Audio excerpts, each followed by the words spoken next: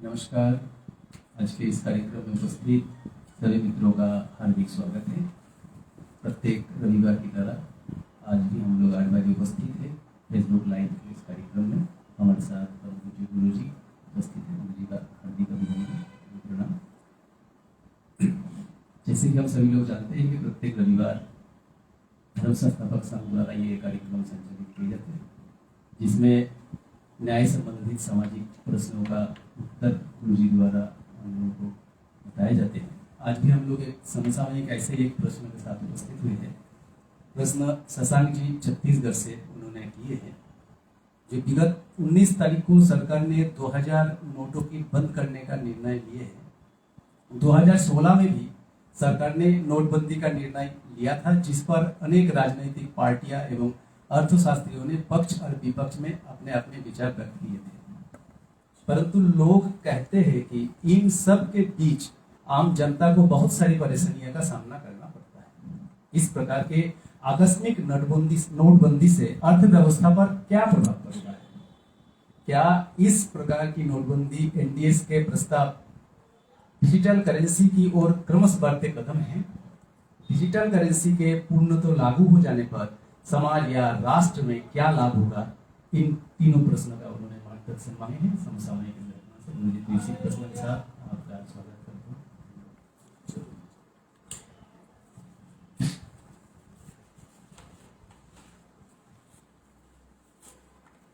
नोटबंदी या नोट बदली, ये अर्थशास्त्र की बैंकिंग नीतियों में आता है।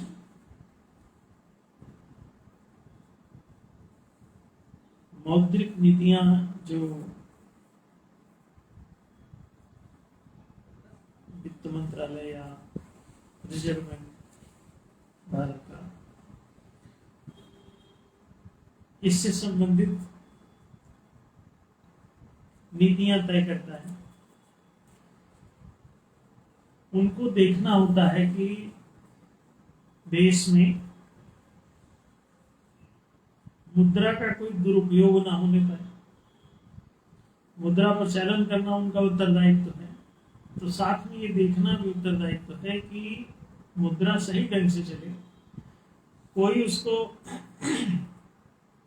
कैप्चर ना कर ले, उसका गबन घोटाला ना हो जाए, मुद्राएं उसी फॉर्मेट में नकली ना चलने लगे, मुद्राओं को ऑफ द रिकॉर्ड ना संग्रहित कर लिया जाए। बहुत सारे लोग इसको अनअकाउंटेड मनी के रूप में जमा कर लेते हैं। वो एक गंभीर समस्या है। प्रचलन में नहीं रह जाती, लेकिन वो धन संग्रह के रूप में कहीं संचित करके उसको कुछ लोग रख सकते हैं। जब वो नोटें प्रचलन में बची ही नहीं, सरकार ने जितनी नोटें जारी की, कई लाख करोड़ के नोट हो सकते हैं जारी किए गए हैं, उनमें से कुछ हजार करोड़ के नोट भी प्रचलन में नहीं है। सब कहां चले गए? बहुत सारे प्रश्न हैं। मुद्रा प्रचालन करना सरकार का काम है, मुद्रा उन्होंने जारी किया, चलन में कहीं दिख नहीं रहा है। जब चलन में है ही नहीं, तो सरकार की चिंता का यह विषय हो सकता है। रिजर्व बैंक सोचेगा कि हमारे द्वारा नोट जारी किया, कहां चलेगा, जब उसकी कोई उपयोगिता ही नहीं बची है। तो एक शंका यही होती है कि अनअकाउंटेड मनी के रूप में वो सब मार्केट में दबा हुआ है। अनअकाउंटेड जितना मनी है वो सब ब्लैक मनी कहलाता है। अनअकाउंटेड, जिसका कोई लिखा पढ़ी में हिसाब किताब न रखा जा सके। बैंक के अकाउंट में जो है वो तो लीगल है, ठीक है, क्योंकि वहां दर्ज है, लेकिन बैंक अकाउंट में जमा है तो वो 2000 रुपए का नोट होगा, इसका कोई मतलब नहीं रहता। वहां जमा हो गया तो वो तो अंकों में लिखा है लिखित रूप में, तो वहां 2000 का नोट है कि 1000 का नोट है, इसका कोई महत्व नहीं रह जाता। लेकिन अगर वो किसी के पास अनअकाउंटेड रूप में है तब तो 2000 का नोट एक बंडल बंडल में होगा वहां रखा। बैंक में तो वो चला गया, जमा हो गया, आपके खाते में वो 2000 रुपए जमा है कि 1000 जमा है कि इसका कोई मतलब नहीं। बैंक दूसरी जगह पे उसको किसी को दे दिया, कहां से आया कहां चला गया। लेकिन जब आप अपने पास रखे हैं तो वो 2000 का नोट 2000 का रहता है। वो बंडल बंडल बंडल 2000 के कलेक्ट करना सरल था। एक घटना आपको बताएं कि हमने कहीं पढ़ा था कि अंग्रेजों के टाइम पर 1 लाख रुपए का भी नोट कभी जारी किया गया। संभव है किया गया हो कि किसी जगह पर इसका उल्लेख हमने देखा था। 1 लाख रुपए का नोट अब अंग्रेजों के टाइम पे मतलब 1947 से पहले भारत में इतना बड़ा नोट, जब 1 रुपए का बहुत बड़ा अमाउंट था, तो 1 लाख रुपए का नोट किस लिए छापा गया होगा? आज 1 लाख रुपए का नोट उस समय का आज करोड़ों रुपए का भी हो सकता है। आज के हिसाब से करोड़ों रुपए का हो सकता है एक ही नोट। अगर उसका एक बंडल कोई रख ले तो द्वार पार कर दे, और अगर एक ब्रीफ केस में लेके चला जाए बंडल तो वो तो पूरे देश की रकम उस समय उठा ली जाती। तो इसके पीछे चिंतन क्या है कि बहुत बड़ी धनराशि को छोटे से जगह पे कलेक्ट करके आसानी से कहीं रखा जा सकता है, छिपाया जा सकता है, लेके भागा जा सकता है, बहुत इजी होगा। अगर मान लीजिए कि 100 बोरा सिक्का 1 रुपए का लेके कोई भागे, अगर तो भाई ट्रकों में लेके भागना तो बहुत मुश्किल काम है। कलेक्ट करना, रखना, गिनना, जेब में रख के नहीं भाग सकते। 100 करोड़ रुपए लेके भागना, अगर 1 रुपए का नोट हो या सिक्का हो तो बहुत बड़ी राशि दिखाई देगी, बहुत वजन हो जाएगा। इसी असुविधा को देखते हुए, इसी परेशानी को देखते हुए वो लोग बड़े नोट जारी कर लेते हैं, थोड़े में ही मामला निपट जाए। बड़ी बड़ी अमाउंट को छोटे छोटे बैग में भी रख के भाग सकें, छिपा सकें, ये सब उद्योग। बड़े नोटों का उद्देश्य केवल और केवल अपराध होता है। जब बड़े नोट जब भी छापे जाएं तो समझ जाओ इसमें रिस्क है। अगर ज्यादा बड़ा लेन देन करना है तो लोग बैंक में ट्रांसफर करा देते हैं, आरटीजीएस कर देते हैं। बैंक ट्रांसफर के कई फार्मूले, तो बैंक टू बैंक ट्रांसफरेबिलिटी है। तो what is the use of big notes? कोई आंसर किसी के पास नहीं है। आंसर देगा कोई नहीं। क्यों? उस काले कारण, गलत काम के अलावा बड़े नोट की कहीं कोई उपयोगिता नहीं। क्योंकि बड़े नोट माने बड़े पैसे का ट्रांसफर। अगर किसी फैक्ट्री को में बड़े ज्यादा लेन देन कहाँ होता है, बड़ी बड़ी कंपनियों में, उनको बड़े बड़े अमाउंट पे करने होते हैं, तो वो तो बैंक टू बैंक ट्रांसफर कर देते हैं। उनको नोट की कहाँ जरूरत है इसकी? तो एक ट्रक में भर के नोट क्यों किसी को देंगे?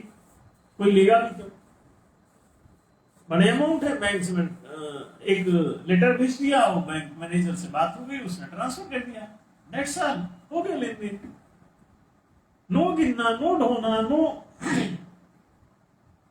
रिस्क, तो सिंपल ही हो जाता है। तो ये बड़े नोट फिर क्यों छपे? छोटे नोट की भी क्या जरूरत है? न्याय विधानसभा ने डिजिटल करेंसी का प्रस्ताव दिया। डिजिटल करेंसी क्या है? उसे छापना ही नहीं पड़ता।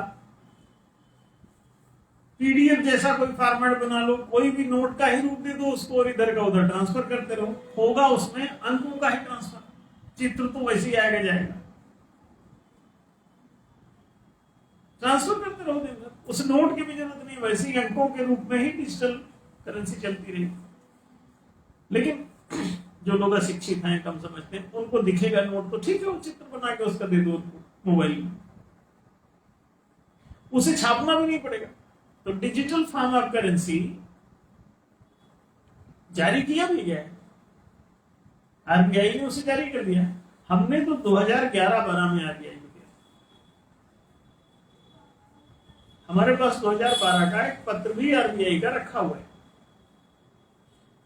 जिसमें उन्होंने एप्रिसिएट किया हुआ है कि हम लोगों ने ये जो दिया उनको कंसेप्ट, वो एप्रिसिएबल है, अच्छा है कि करेंसी को डिजिटल फॉर्म में चलाया जाए, फिजिकल फॉर्म में नहीं। फिजिकल फॉर्म क्या है? ये मोटा मोटा सिक्का, धातु का सिक्का, कागज का नोट, this is called physical currency and the digital currency is something different. There is no use of physical currency. कोई धातु के सिक्के नहीं, कोई कागज के नोट नहीं, आप सिंपली चला सकते हैं। तो Nyaya Dharmasabha has provided this justice proposal to Reserve Bank of India and the government as well to operate the currency in digital form. Digitally चला and stop the physical currency with immediate effect.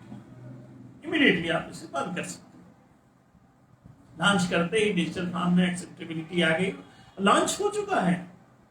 We don't need the physical form of currency now. We don't need a 2000 rupees currency, 1000 rupees currency, 5000 rupees currency या 500 की currency। आपको 100 का, 1000 का, 10, we don't need 2000 की भी नहीं चाहिए अपने को, 1000 की भी नहीं चाहिए। और हमें भाई अपने देश को 1 रुपए के भी नोट की जरूरत नहीं है। वी डोंट नीड द सिक्के। अब क्यों? जब ठेलिया वाला, रिक्शे वाला, सब्जी वाला क्यूआर कोड लगा बैठा हुआ है, आप उसमें मोबाइल पे उसको स्कैन करो और पेमेंट करो। हम लोग यूज करने लगे हैं। इसी को हम चलवाने के लिए पिछले इतने वर्षों से लगातार काम कर रहे थे। कितने इस पर पत्र व्यवहार हुए, हम लोगों ने सुप्रीम कोर्ट में भी इसका केस लगाया। डिजिटल करेंसी बहुत जरूरी चीज है।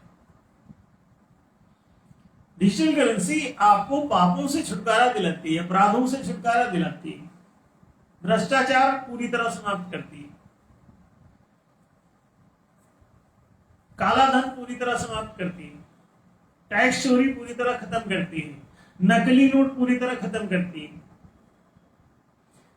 मौद्रिक अन्य सभी प्रकार के अपराध भी शून्य कर देती है। आदमी सब वायरल हो जाएंगे, एकदम नैतिक। अपराध लगभग 99% समाप्त हो जाएंगे। दूसरे प्रकार के कुछ अपराध हो सकते हैं कि मौद्रिक अपराध तो पूरी तरह से शून्य हो जाएंगे, कोई कर ही नहीं सकेगा। धीरे धीरे सरकार बढ़ रही है, उस और हिम्मत जुटा रहे हैं लोग, क्योंकि पापी आत्माएं भी सरकार में घुसी हुई हैं, तो वो सब ब्लैक का काला कारनामा करते रहते हैं। तो अब इतने सारे लोगों पर कितने केस लगे हुए, हर पार्टी पर आरोप लगा है, काले धन का, भ्रष्टाचार का। कौन पार्टी है जिसके ऊपर लाखों करोड़ के भ्रष्टाचार के आरोप न लगे हुए? कितना भारी विरोध पीछे हुआ था 2011-12 में भी। हमने जब केजरीवाल जी वहां बैठे हुए थे तब भी उनको हमने दिया था ये प्रस्ताव कि करेंसी को डिजिटल फॉर्म के रूप में अन्ना हजारे को भेजा था। डॉक्टर साहब खुद लेके गए। डॉक्टर कामरा जी उस समय भी हमसे जुड़े हुए थे, वहीं से आए थे आंदोलन से, तो आके हमको खबर दी कि मैं वहीं से आ रहा हूं। तो हमने कहा ये ले जाओ और उनको ये फॉर्मेट दो जरा कि भ्रष्टाचार उन्मूलन के लिए जन लोकपाल, कड़े से कड़े कानून, सजा के प्रावधान, जरूरत ही नहीं इसकी, भ्रष्टाचार ही नहीं होगा, करेंसी को डिजिटल फॉर्म में कर दो, कोई करेगा ही, आरोप भी लगाना बेकार हो जाएगा। सीबीआई की जरूरत नहीं, पुलिस की जरूरत नहीं, दूसरे तमाम किसी की जरूरत नहीं। सारी जांच एजेंसियां बंद करो, कोई जरूरत नहीं पड़ेगी, केवल करेंसी को डिजिटल फॉर्म में लॉन्च कर दो। तो न्याय सभा ने तो इतना प्यारा सा प्रस्ताव दिया हुआ है, जब मर्जी तब अपनाओ और सारी समस्या से छुटकारा पाओ, सारे भ्रष्टाचार से मुक्त हो जाओगे, काले धन से मुक्त हो जाओगे, नकली नोट से अभी 2000 के नोट में आपको आश्चर्य होगा, हजारों करोड़ के नोट अब तक पकड़े जा चुके, नकली वाले 2000 की। अगर ये डिजिटल फॉर्म में होगा तो डिजिटल का कोई नकली बनता ही नहीं है। अब बताइए, डिजिटल जो करेंसी होगी उसका नकली आप बना ही नहीं सकते, क्योंकि वो ऑन रिकॉर्ड हो, तो उसमें नकली आप बना ही नहीं सकते। ये जो आखिरी रिकॉर्ड हो सकता है उसी का नकल मार सकते हो। ऑन रिकॉर्ड में तो यहां माइनस तो वहां प्लस होता है, बीच में क्रिएट नहीं हो सकता अलग से। नकली करेंसी जो चल रही है उनके बीच में उतने ही पैसे तक नकली और छाप दो, उससे दुगने छाप दो, कितने भी गुने तक छाप सकते हो फर्जी नोट। कई बेईमान लोग यहाँ आतंकी ग्रुप हम सब छाप भी रहे। समस्या है, विदेशी लोग छाप के फेंक देते हैं, किसी देश में जिनको दुश्मनी का भाव है वो छाप के फेंक देते हैं और आपके मार्केट का माल उठवा लेते हैं फ्री।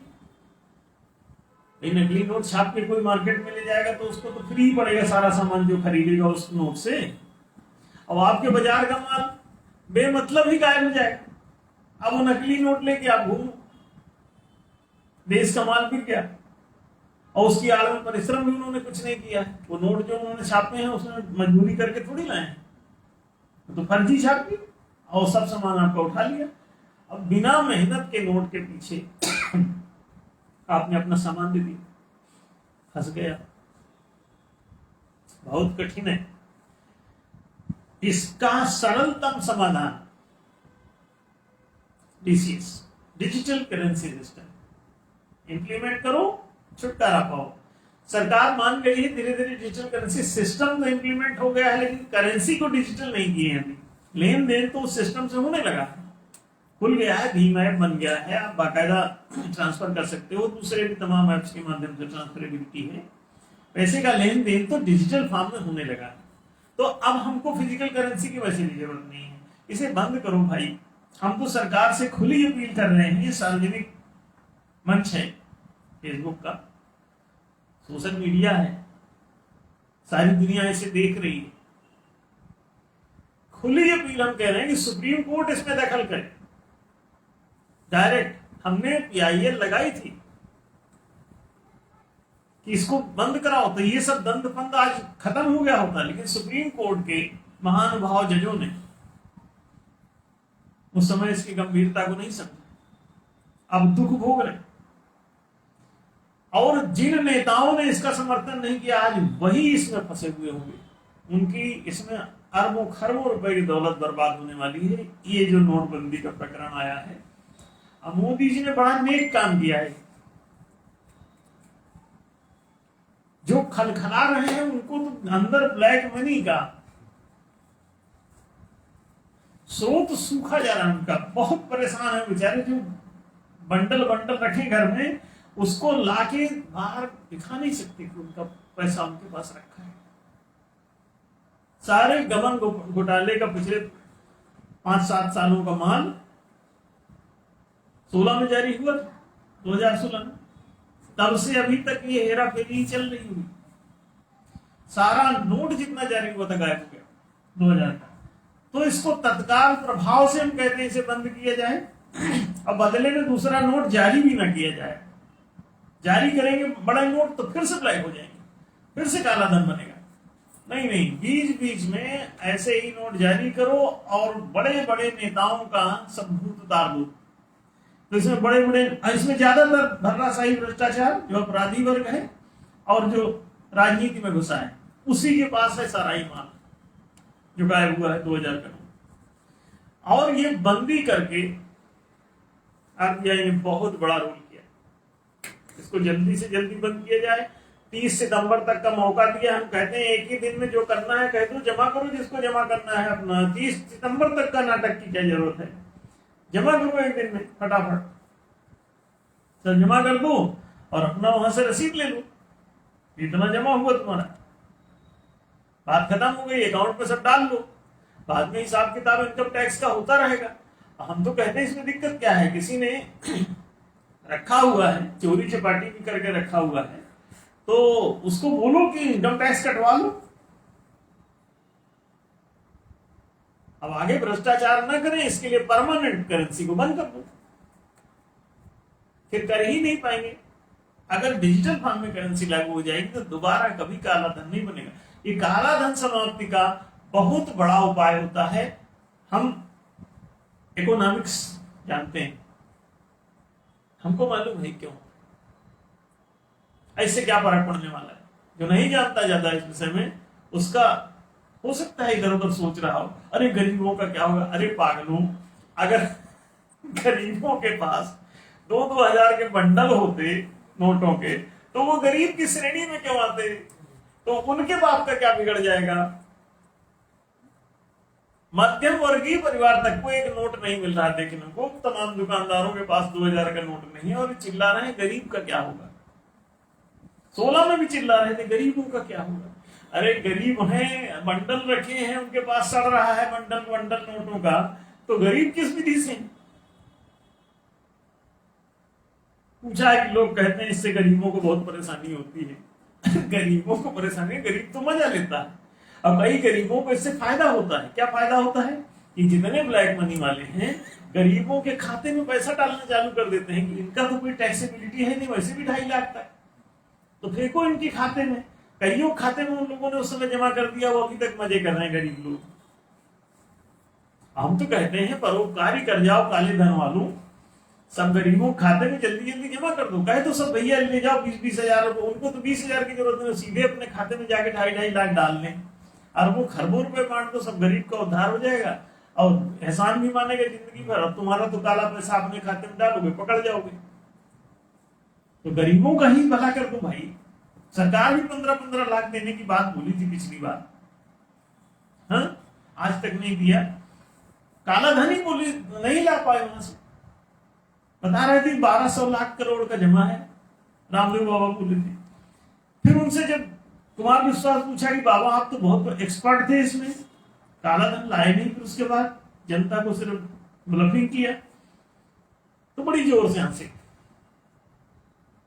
है सब वीडियो सोशल मीडिया पर देखो, मजा इनका सबका, कितना पब्लिक के साथ धोखा करते हैं लोग, झूठ झूठ झूठ पूरी। अब ऐसा नहीं कि केवल एक पार्टी झूठ बोलती है या उसके प्रचारक झूठ बोलते हैं, सारी पार्टियां झूठ का पुलिंदा है। सच बोलने की हिम्मत अगर किसी में है तो वो न्याय ढंग से, भाई इसको कोई मतलब ही नहीं किसी पार्टी से, इसका कोई पंगा भी नहीं, ये सही सही बात रखती रहती है। वोट कोई दे चाहे ना दे, ना देगा अपनी किस्मत पे ताला मारे। न्याय धर्म सभा को जब भी, हम तो भाजपा वालों से अपील करते हैं कि तुमको वोट अगर जनता दे भी दे तो अपना वोट सब न्याय धर्म सभा के खाते में ट्रांसफर कर दिया करो। कांग्रेस से भी अपील करते हैं कि सभी पार्टियां मिलके जो जो वोट जिसको मिला करता है वो सब न्याय धर्म सभा के खाते में दर्ज कर दिया करता। और न्याय धर्म सभा को ये मान ले कि पार्टी चुन गई, राष्ट्रहित न्याय के बिना होगा नहीं, और एकमात्र पार्टी है जो न्याय की बात कर रही है। दूसरी पार्टियां क्यों वोट मांग रही हैं और क्यों ले रही हैं, क्यों टाइम खराब कर रही, बेमतलब की बात है। न्याय धर्म सभा को जनता को सिर्फ जानकारी की जरूरत है, जब जान जाएगी जनता तो इसके अलावा किसी को वोट ही नहीं मिलेगा, अपने आप ही बंद हो जाएंगे उनके वोट। तो ये नोट फॉर वोट की वजह से काला धन हो रहा है, काला धन बनाते हैं। अब 2024 में चुनाव है, अब अगर मान लो मोदी जी को जीतना है तो एक ही तरीका है कि सभी पार्टियां जितना काला धन रखे होंगी वो सब इसी नोटबंदी से खत्म हो जाएगा। अब उसके बाद चुनाव प्रचार करने में पड़ेगा बहुत जोर, तो ज्यादा खर्चा नहीं कर पाएंगे। तो जैसे पिछला चुनाव हार गए थे नोटबंदी के बाद, उसी तरह ये वाला चुनाव भी बड़ी आसानी से हार सकते हैं हम लोग। ऐसे सरकार को लाभ होगा। तो सरकार, हमारी तो शुभकामनाएं हैं आरबीआई को, जिसने इस फैसले को लिया और इसी तरह का फैसला बीच बीच में लेते रहा करें। अब इसके बाद अगला जो है 1000 का नोट और 500 के नोट पर कंसंट्रेट करें और जल्दी ही उसकी बंदी की घोषणा, जैसे ही इससे थोड़ी राहत की सांस ले तो उसको बंद कर दें। अगला उसमें क्या होगा कि जो लोग उसमें थोड़ा बहुत कन्वर्ट कर लेंगे वो भी खत्म हो जाएगा। तो 1000 का नोट, 500 का नोट और 2000 का नोट ये सब बंद करो और 5-10 रुपए वाले नोट और सिक्के भी तत्काल प्रभाव से बंद करो। 1 रुपए का सिक्का भी नहीं दिखना चाहिए कहीं। जब 5-5 पैसे ट्रांसफर हो रहे हैं, 10 रुपए 5 पैसे ट्रांसफर कर दो और आसानी से हो जाता है, कोई दिक्कत ही नहीं। और भीम ऐप को पूरी तरह से निःशुल्क रखो, कोई चाहे जितना बड़ा ट्रांसफर करना चाहे कर दे। अब भीम ऐप के अलावा अन्य कोई प्राइवेट पेटीएम, सेटीएम और फेसबुक और व्हाट्सएप, ये क्या नाटक है? ये कमीशन बाजी कर रहा। अरे एक ही फ्री वाला जो चल रहा है सरकारी, उसी के तहत इसको ट्रांसफरेबिलिटी होनी चाहिए। अन्य किसी ऐप के माध्यम से कोई जरूरत नहीं है, आराम से लेन देन करूं। और डॉक्टर साहब ने एक विश्व शांति का पूछा हुआ था, तो विश्व शांति बता रहे हैं कि मोदी जी विश्व शांति चाह रहे हैं। अभी किसी लेक्चर में उन्होंने कहीं कहा होगा, 2-3 दिन पहले ही कहीं आ रहा था, आज भी आया है कि विश्व शांति चाहते हैं मोदी जी। बढ़िया है, टेलीविजन वाले बता रहे हैं। डॉक्टर साहब पूछ रहे हैं कि हमारे प्रधानमंत्री जी विश्व शांति की स्थापना करना चाहते हैं, उन्हें सफलता प्राप्त करने हेतु तो किन सूत्रों का पालन करना चाहिए? कृपया मार्गदर्शन करें डॉक्टर काबरा। काबरा जी पूछ रहे हैं, अच्छा सवाल है ये। विश्व शांति अगर चाहते हो तो एक बात पक्का नोट कर लो, समता के बिना शांति होगी नहीं। जब तक समाधिकारिता स्वीकार नहीं करोगे, कहीं कोई शांति कभी न थी, न है, न होगी। अगर ध्यान रखो, दिनकर जी का एक काव्यांश है कि जब तक मानव मानव का अधिकार नहीं सम होगा, शमित न होगा कोलाहल और संघर्ष नहीं कम होगा। अगर इस कोलाहल को शांत करना चाहते हो, देश में फैले हुए बवाल को शांत करना चाहते हो, दुनिया में फैले हुए बवाल को शांत करना चाहते हो, संघर्ष और युद्ध और हथियार और रूस और यूक्रेन और अमेरिका और ब्रिटेन, अगर इनकी सब की लड़ाइयों को रोकना चाहते हो तो एक ही तरीका है, न्यायम शरणम गच्छामि। जनता के अधिकारों की समाधिकारिता बनाओ, समुचित हिताधिकारों का वितरण करो। ये चारों जनाधिकार दे दो, विद्या प्राप्ति का अधिकार, जीविका प्राप्ति का अधिकार, सुविधा प्राप्ति का अधिकार, संरक्षण प्राप्ति का अधिकार। ये चारों जनाधिकार जब तक नहीं मिलेंगे,